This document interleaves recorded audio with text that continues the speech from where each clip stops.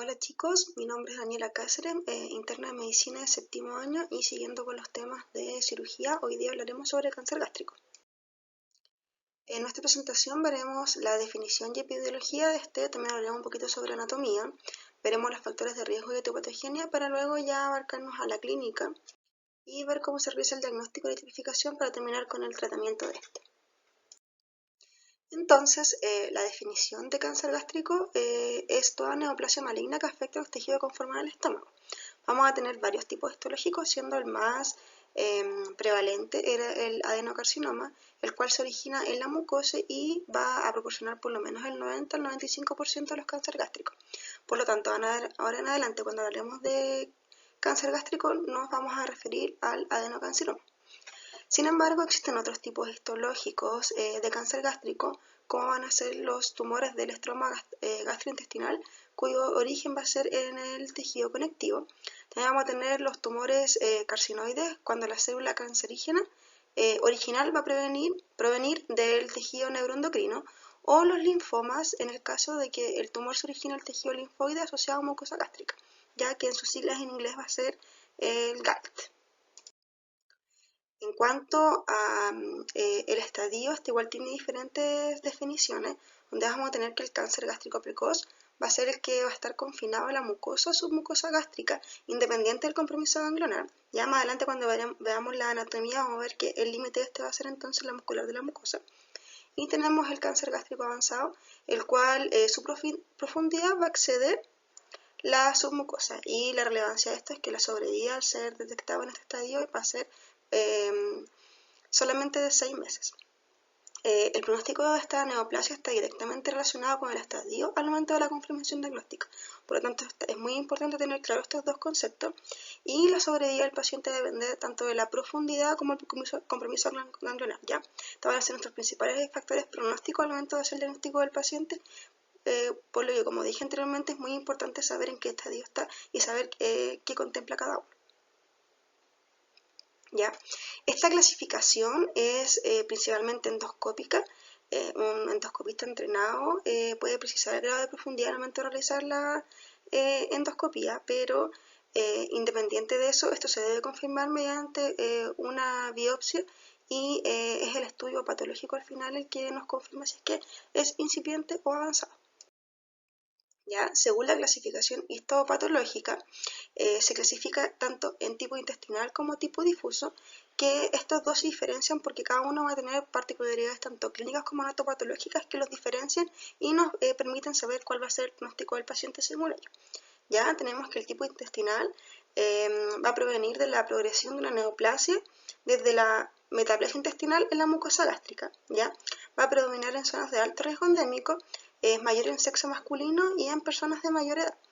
Se ve más que nada confinado al cuerpo y al antro, va a tener una metástasis hematógena y es de mucho mejor pronóstico.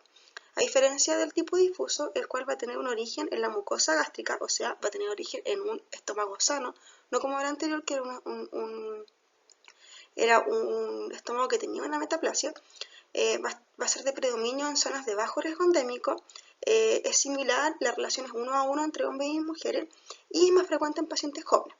Este se describe más que se presenta en parte más alta del estómago, es decir, en el cuerpo y la región subcardial, y tiene metástasis linfática y peritoneal, y es de mucho peor pronóstico, ya que muchas veces la histología nos da a conocer que tiene células de anillo en sello. ¿Ya? En cuanto a la epidemiología del cáncer gástrico, esto cambia todos los años, ¿ya? Así que puede ser que con alguna literatura encuentren información diferente, pero ahora se dice de que es el quinto más común en el mundo, siendo un 6%, y es la tercera causa de muerte mundial. En Chile se encuentra entre los países con más altas tasas de cáncer gástrico, junto con Costa Rica, Japón y Singapur. Por lo tanto, es una entidad muy importante en cuanto a salud pública en nuestro país. ¿Ya? Es primera causa de muerte por cáncer en hombres y segunda en mujeres. Esto igual va cambiando año a año, ¿ya? Pero más o menos así es como se da la tendencia. La tasa es de 18,77 por 100.000 habitantes, y falleciendo por esta causa un promedio de 3.237 personas por año en Chile. La relación hombre-mujer es de 2:1 y la edad promedio es de 65 años. Y como dije anteriormente, las etapas avanzadas, la sobrevida tiene un promedio de 6 meses, siendo por lo menos un 50% de las veces que se diagnostica en Chile en etapas avanzadas. Según la distribución del cáncer gástrico mundialmente, vamos a tener aquí los países que están en color burdeo como donde se presentan las más altas prevalencias de cáncer gástrico, donde está incluido Chile, y estos son en Asia Oriental, América del Sur y Europa del Este. Muchas veces van a escuchar esto, que es que la incidencia mundial del cáncer gástrico disminuye rápidamente en las últimas décadas, pero también hay que entender por qué ha ocurrido esto. En gran medida es por el reconocimiento de ciertos factores de riesgo, como es el Helicobacter pylori, que antes no se conocía, y otros factores de riesgo dietéticos y ambientales que se conocen que influyen en este y que se han podido modificar. También influye mucho, y antes que el Helicobacter pylori, el hecho de haber integrado los refrigeradores en nuestra vida diaria, ya que así los alimentos se mantienen mucho mejor, lo que igual constituye disminuir ese factor de riesgo asociado a cáncer gástrico. Pero lo que sí también es necesario saber es que la tendencia al alza en pacientes jóvenes en estos últimos años ha aumentado, y que también había un aumento explosivo de la incidencia de cáncer del cardio gástrico, o sea, cánceres mucho más altos, asociados sobre todo a cáncer de esófago y a reflujo gastroesofágico. Un poquito de anatomía, solamente tener claro cuáles son las diferentes partes del estómago. Tenemos en primer lugar en la parte más alta el cardio, siguiendo con el fondo, para después seguir con el cuerpo gástrico. Luego está el antro pilórico, el canal pilórico, y terminamos finalmente en el duodeno, ya que esto tiene gran relevancia en el sentido de que muchas veces la localización nos va a dar el posible tratamiento del paciente. Y en cuanto a las capas del estómago, estas son la mucosa, submucosa, muscular y serosa. En el cáncer gástrico precoz era el que llegaba hasta la submucosa, y el avanzado el que sobrepasaba esta, siendo la muscular de la mucosa la que nos da el límite de la submucosa hasta donde puede llegar el cáncer gástrico precoz. Entonces veremos un caso clínico para poder ir viendo las demás cosas más adelante. Tenemos un paciente de sexo masculino de 64 años de edad que acude por dolor abdominal leve recurrente de un año de evolución en zona epigástrica, el cual en el último mes se ha intensificado asociándose a astenia, dinamia, además de una baja de peso de 5 kilogramos en el último mes. El paciente trae exámenes de laboratorio de vez anterior que había acudido, donde destaca una hemoglobina de 9.4 norma, y a la anamnesis remota nos refiere tener hipertensión, diabetes mellitus tipo 2 no insulino requiriente y dislipidemia. Tuvo una cirugía hace 30 años donde hizo una colecistectomía, consume enalapril, metformina y atorvastatina. Al preguntarle sobre su hábito alimenticio, él nos refiere un gran consumo de carne, ya que nos dice que le gusta mucho lo asado. Ha intentado dejar las grasas y la sal, pero se le ha hecho muy difícil, y también nos reconoce de que consume un bajo consumo de frutas y verduras. Alcohol ocasional, cigarrillos 5 al día de los 24 años, y antecedentes familiares refiere que su padre murió de algún cáncer, pero no recuerda cuál. Y en el ámbito social es una persona que vive con su esposa, jubilado e independiente. Al examen físico, los signos vitales tienen su frecuencia cardíaca en 87, frecuencia respiratoria en 16, presión arterial un poquito alta, pero es normal ya que tiene hipertensión, temperatura de 36,7 y saturación de 94. Piel y mucosas hidratadas, algo pálidas, adenopatías no se palpan, cardiopulmonar, ritmo regular 2 tiempos sin soplo, murmullo pulmonar presente, sin ruido sobreagregado. En el abdomen, a la inspección, vemos una cicatriz de Kocher, la que probablemente sea por su colecistectomía. Está blanda, depresible, doloroso levemente la palpación profunda de epigastrio, no se palpan masas ni visceromegalias, y los radiodioides están presentes con blanco negativo. Las extremidades y los pulsos periféricos están presentes. Les quise colocar esta imagen ya que me parece que es relevante decir de que en estos casos, bueno, en cualquier paciente, pero sobre todo en estos pacientes que puede tener quizás alguna patología maligna, en sospecha por el examen físico y la clínica, siempre hay que sacar el cinturón y bajar los pantalones para que se vea todo el abdomen, para poder hacer una buena inspección y examen físico de este. Ya, entonces, en cuanto a la historia clínica, ¿cuáles son los factores de riesgo que podemos identificar en el paciente? Tenemos que es un paciente de sexo masculino, En cuanto a su dieta, él refiere consumir una gran cantidad de carnes, grasas y sal, y que tiene un bajo consumo de frutas y verduras, ¿ya? Y en cuanto al tabaco, él nos dijo que desde los 24 años que fuma 5 cigarrillos, y antecedentes familiares es ambiguo, pero puede ser que el padre haya muerto por un cáncer gástrico, ¿ya? Entonces, ustedes cuando estudien esto probablemente les va a aparecer esta misma lista interminable de factores de riesgo. Hay que tener claro de que esta es una enfermedad multifactorial. Ya se han encontrado muchos factores de riesgo y son tantos factores genéticos, ambientales, los que proporcionan que se vaya desarrollando esta enfermedad, ¿ya? Pero lo que tenemos que tener claro son por lo menos estas entidades, ya la dieta, que el paciente presentaba una dieta que podía proporcionar un factor de riesgo para esta enfermedad. Los antecedentes familiares también son relevantes. Tabaco y alcohol, siempre el tabaco para muchos cánceres va a ser relevante, ¿ya? Pero aquí el factor más importante siempre va a ser el Helicobacter pylori, ¿ya? Sin embargo, no es el único agente que puede proporcionar esto, sino que últimamente ha tomado bastante fuerza el virus del Epstein-Barr, ¿ya? El cual se ha encontrado una presencia de este por lo menos en un 4 o un 16% de los cánceres gástricos, lo que apoya un posible como papel importante en esta patología, ¿ya? Esto se está como recién estudiando y no está claramente definido cómo es su hepatogenia en este cáncer, pero hay que tenerlo claro que sí es un factor de riesgo asociado importante en este tipo de cáncer, ¿ya? En cuanto al Helicobacter pylori, es muy importante saber de que este es el factor de riesgo modificable más importante para el cáncer gástrico. Es la causa de un 36 a un 47% de los cánceres gástricos, y en Chile por lo menos el 73% de la población general presenta infección por Helicobacter pylori, ¿ya? Hay que tener presente de que esta infección, como dijimos, está presente en una gran cantidad de personas en Chile, pero por lo menos un 80% va a ser asintomática, ¿ya? En otro porcentaje nos va a dar úlcera, con la clínica típica de las úlceras, y en un porcentaje mucho menor nos va a dar este tipo de cáncer. Pero sí, cuando tenemos un cáncer es muy probable que haya sido producido por este agente, ¿ya? Es por esto que hay que tener claro de que el diagnóstico de esta patología se realiza mediante una endoscopía donde se realiza un test de ureasa, ¿ya? Si este sale positivo nos confirma el diagnóstico. Hay que tener claro que también hay varias formas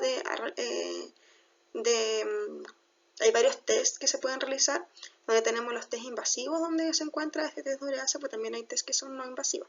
Por ejemplo, el de deposiciones, que es el que se hace cuando el paciente se quiere confirmar que se ha erradicado este agente luego que se ha hecho tratamiento, ¿ya? Una vez que se ha confirmado el diagnóstico, se debe erradicar en todo paciente que lo presente, y este se realiza con claritromicina, amoxicilina y omeprazol durante 14 días por vía oral. También hay que decir al paciente de que debe suspender el tabaco y hacer cambios en la dieta.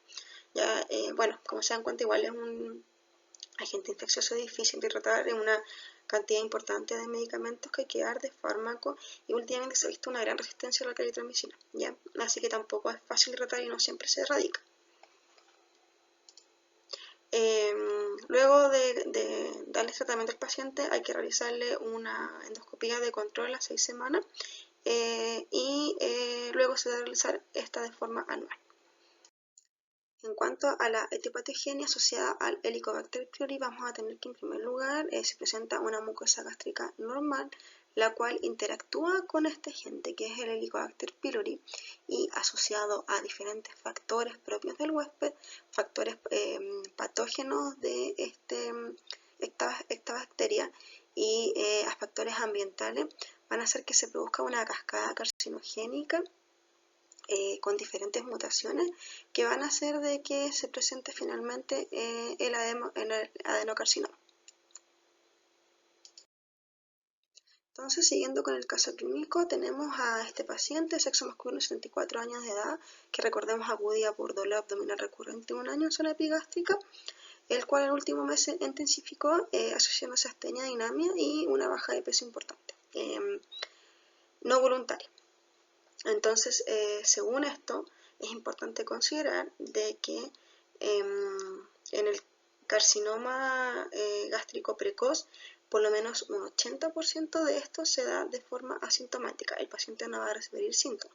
Y cuando el paciente tiene síntomas, estos síntomas van a ser síntomas que en realidad son súper inespecíficos, que en realidad son síntomas que todos tenemos, como por ejemplo síntomas dispépticos, dolor abdominal leve, náuseas, vómitos, pirosis, que en realidad no es nada que a alguien lo lleve a pensar que tenga un cáncer gástrico.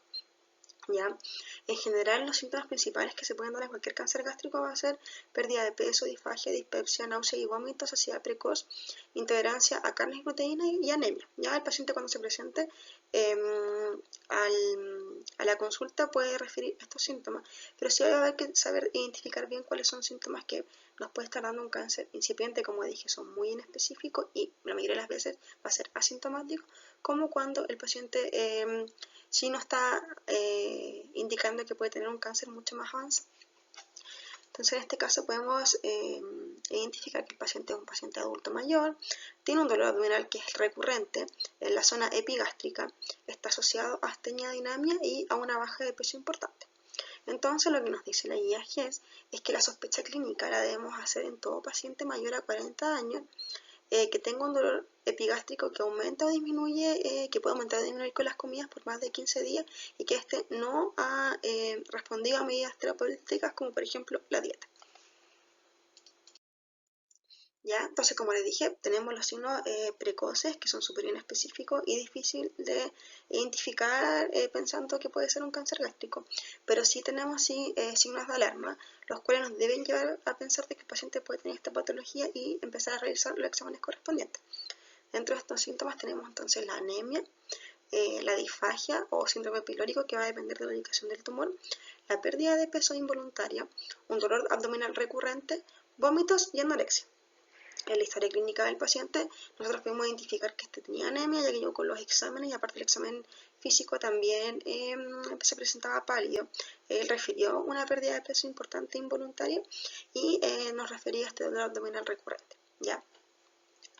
También es importante tener en consideración los signos de enfermedad metastásica, ya que un paciente puede ir a consultar cuando ya posea estos signos y síntomas, ¿ya?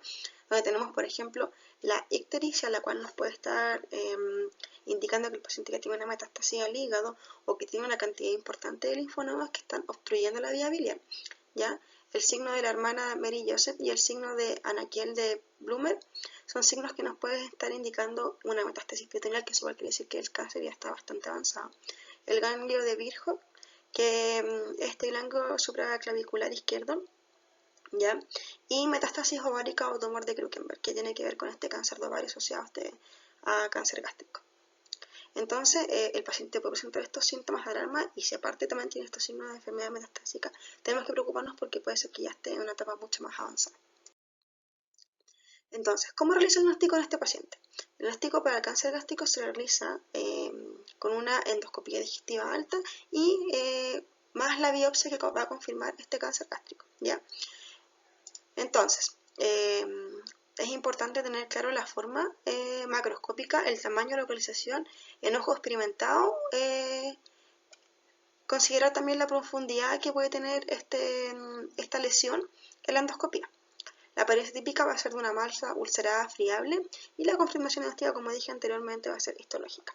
Entonces, en el caso clínico, al paciente se le hizo endoscopía y se encontró esto, que se describía como una lesión polipoidea, proliferativa, friable, con zonas ulceradas, aspecto neoplásico, en la cara anterior del cuerpo del estómago. ¿Ya? Y al llegar la biopsia nos decía que este era un adenocarcinoma por Van 1 subcardial. Entonces, según la guía GES, este es el flujograma que nos muestran al momento de presentarse un paciente como el que vimos recientemente, el cual puede presentarse tanto como un médico general como un médico especialista y siendo un paciente de mayor a 40 años sintomático, se le debe solicitar la endoscopía. Cuando se realiza la endoscopia y se sospecha de cáncer gástrico o lesión premaligna, se debe realizar la biopsia y si el cáncer gástrico se confirma, se debe obviamente derivar y activar al momento que se confirme, se debe activar la guía GES y realizar la etipificación del paciente, llevarlo a comité oncológico y según esto ver cuál es el tratamiento óptimo para él. Ya. El tema de la endoscopía, hay que tener claro que acá en Chile se le va a realizar selectivamente a los pacientes que sean sintomáticos, pero en otras partes del mundo, como por ejemplo Japón, donde este cáncer igual es bien prevalente, se realiza de manera masiva a toda la población. ¿Ya? El tema es que acá en Chile no tenemos los recursos necesarios, no están las condiciones para poder realizar esto de forma masiva. ¿Ya? En Japón, por ejemplo, se detectan por lo menos un 50% de cánceres incipientes. Acá en Chile el 15% de los cánceres que se detectan son incipientes, ¿ya? Pero se intenta hacer lo mejor posible haciendo esta endoscopía selectiva a pacientes con síntomas y con sospecha de cáncer gástrico. Entonces, ¿a quiénes les vamos a recomendar realizar la endoscopía digestiva alta? Va a ser a pacientes mayores a 40 años que tengan, como dijimos anteriormente, una epigastralgia mayor a 15 días de duración o que esté asociada a una anemia de causa no precisada, que pueda tener sensación de plenitud gástrica, principalmente postprandial, compromiso del estado general, astenia, dinamia, anorexia, que tenga disfagia asociada a baja de peso no deseada, antecedente de cáncer gástrico primer grado o que tenga un antecedente de gastrectomía subtotal hace más de 15 años. Ya mayor a 40 años con cualquiera de estas cosas es indicación de realizar una endoscopía digestiva alta, ¿ya? Así que nuestro paciente había que realizarle una. Al realizar la endoscopía vamos a poder hacer esta clasificación macroscópica en primera instancia, donde en cánceres incipientes, la que está en el lado izquierdo es para cánceres incipientes y la que está al lado derecho es para cánceres avanzados. ¿Ya? La que luego en la biopsia nos va a confirmar esta clasificación. Recordemos que el paciente que vimos en el caso clínico tenía un Borman 1 y esto va a depender tanto como de la profundidad del cáncer como del compromiso que tenga este. Entonces, una vez que en la biopsia confirmamos este cáncer gástrico, lo que tenemos que hacer es realizar una etipificación del paciente con distintos exámenes para poder evaluar su compromiso local, su compromiso a distancia, determinar si el cáncer es resecable o no y con esto ver si el paciente es candidato a cirugía o tratamiento paliativo y si es candidato a cirugía, qué es lo mejor que le podemos ofrecer. Ya, aquí le puse esta serie de exámenes que se pueden realizar, pero no se deben realizar todos, según cada paciente tenemos que irlo evaluando. Y les voy a ir explicando para qué sirve cada uno. Tenemos la ecografía, la cual sirve para evaluar metástasis a distancia en hígado. Ya esta tiene una sensibilidad del 50% y una especificidad mayor al 85% para evaluar esto.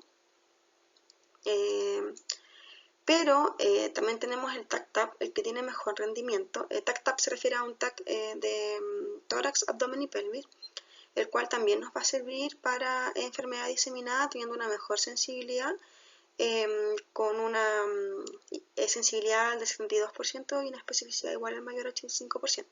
¿Ya? Por lo tanto, nos va a ayudar a evaluar metástasis en hígado, el compromiso de la pared gástrica, si hay metástasis linfática o en órganos sólidos o si hay carcinomatosis peritoneal. Recordar que el TAC nos puede dar información sobre la carcinomatosis peritoneal, pero el diagnóstico de este se va a hacer con laparoscopía, ¿ya? Ese es el gol estándar. También otro examen que podríamos realizar el paciente es un PET-CT, el cual nos va a dar información sobre metástasis a distancia, compromiso linfático, pero este más que nada se ocupa para hacer el seguimiento en los pacientes. Lo que también podemos realizar en algunos pacientes es la laparoscopía, la cual es útil para evitar laparotomías innecesarias en pacientes con grado avanzado de cáncer gástrico.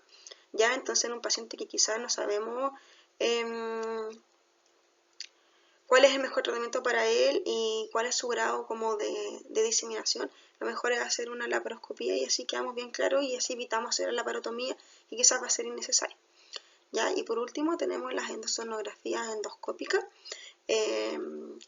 lo cual es un muy buen examen que sirve más que nada para ver lesiones incipientes. Tenemos que tener claro que este examen no se realiza mucho porque las lesiones incipientes, como dijimos, solamente en Chile se alcanzan a detectar en un 15%, se van a hacer muy poquitas las lesiones que vamos a ver así, pero en ese caso pueden servir para tener una muy buena sensibilidad y especificidad para la correcta clasificación del estadio del cáncer, para evaluar la profundidad de la invasión, y así vamos a poder ver cuáles son los candidatos que vamos a poder ofrecerle resección endoscópica, que es lo que veremos más adelante. Ya, entonces, siguiendo con el caso clínico, al paciente se le hizo un TAC-TAP, ya, el cual evidenció una formación polipudilla sésil de superficie irregular de 6,7 por 3,5 centímetros en la cara anterior del estómago, en la unión del cuerpo con el antro, así como pequeños linfonodos perigástricos sin signos de diseminación hematógena hepática, pulmonar ni carcinomatosis peritoneal. ¿Ya? Acá vemos la masa que hablaba el paciente. Así que esa fue la información y el estudio que hicimos en cuanto a su etapificación. ¿Ya? Entonces, luego de tener esta información, vamos a llevar al paciente a la clasificación de TNM, donde según el tamaño, los linfonodos y la metástasis vamos a clasificar al paciente, lo cual nos va a llevar posteriormente a ver cuál va a ser el pronóstico y cuál va a ser el tratamiento que le vamos a ofrecer a este según esto. Entonces acá tenemos la etapificación en los diferentes estadios y etapas del cáncer gástrico, y de acuerdo a esto vamos a poder clasificar el cáncer gástrico en precoz, cuando no tiene todavía linfonodos, en localmente avanzado cuando tiene compromiso linfonodal pero sin metástasis, y avanzado cuando ya tiene metástasis. Y según esto vamos a evaluar el posible tratamiento del paciente. Ya, al momento de ver el manejo es importante tener claro algunos conceptos para poder entender bien qué es lo que se va a hacer en cada situación. Tenemos tanto los criterios de operabilidad, ¿ya? Los criterios de inoperabilidad y los criterios de irresecabilidad, ¿ya? Según esto, vamos a ver si es que el paciente presenta alguna de estas características, es que el paciente si es que lo vamos a poder operar o no, ¿ya? Así que lo dejo ahí para que lo lean, y es importante que se lo aprendan porque esto lo preguntan y es bastante relevante.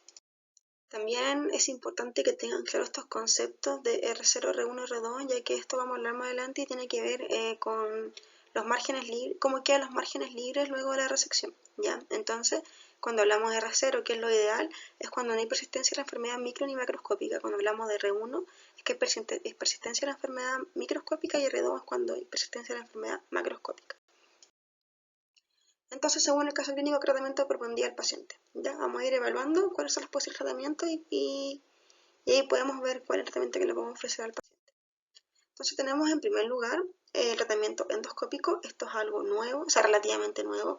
No se realiza mucho ya que esto es para cánceres incipientes, y esto en realidad no hay que tener una buena experticia para poder realizarlo. Tenemos tanto la mucosectomía como la disección submucosa endoscópica, lo cual le va a tener que el paciente cumplir con estos criterios que aparecen acá al lado para que se pueda realizar. ¿Ya?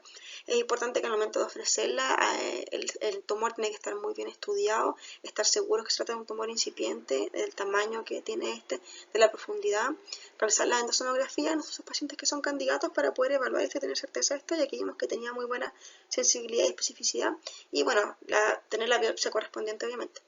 ¿Ya?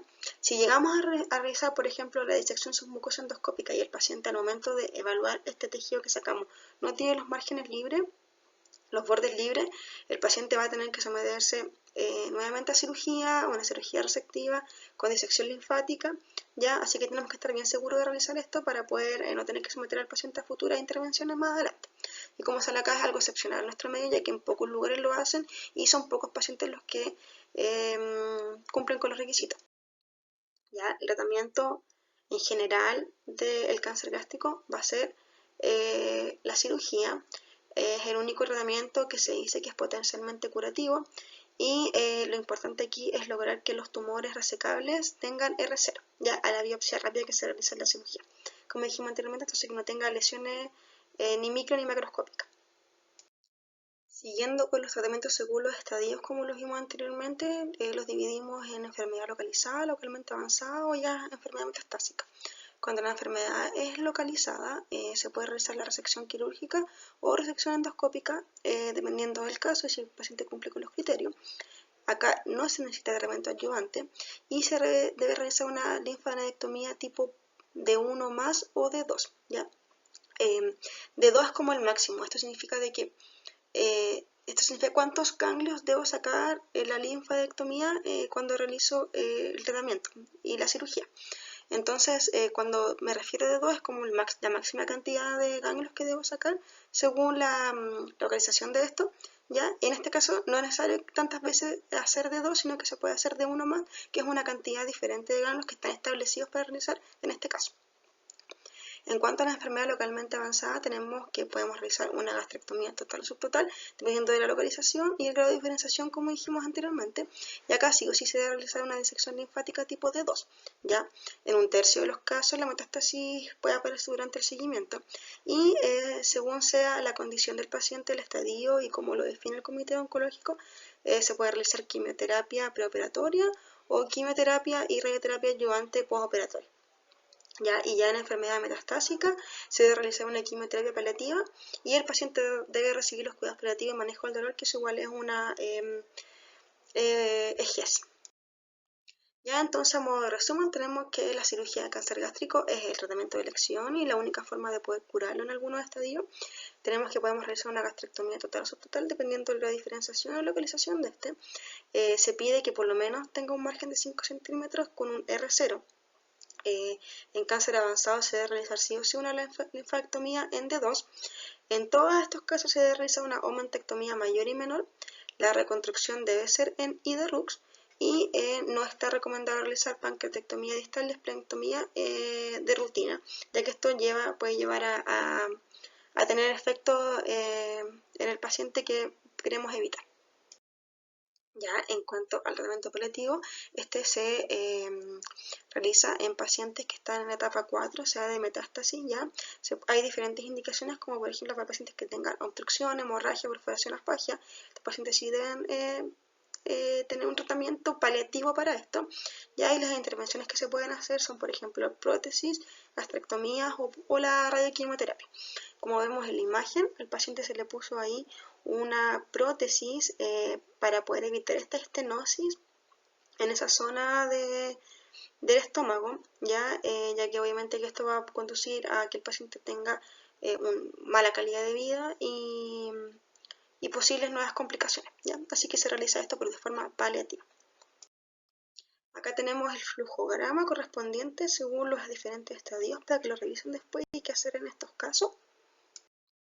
Y por último vamos a ver cuándo se debe realizar cirugías de emergencia en el caso de que pacientes presenten complicaciones con cáncer gástrico. Por ejemplo, cuando presenta alguna perforación, que va a ocurrir en el 2% de los casos, si hay una hemorragia gástrica masiva con shock, esto va a ocurrir en el 7% de los casos, y una obstrucción de salida gástrica que ocurre en el 95% de los casos, y como mostré anteriormente se pone esa prótesis en esa zona. ¿Ya? Y esto va a ser un marcador independiente de mal pronóstico. Acá está la referencia y espero que les haya gustado la presentación de cómo enfocar a estos pacientes y cuáles son las cosas que se deben realizar al momento de tener un paciente con sospecha de cáncer y cuando ya tenemos esto confirmado.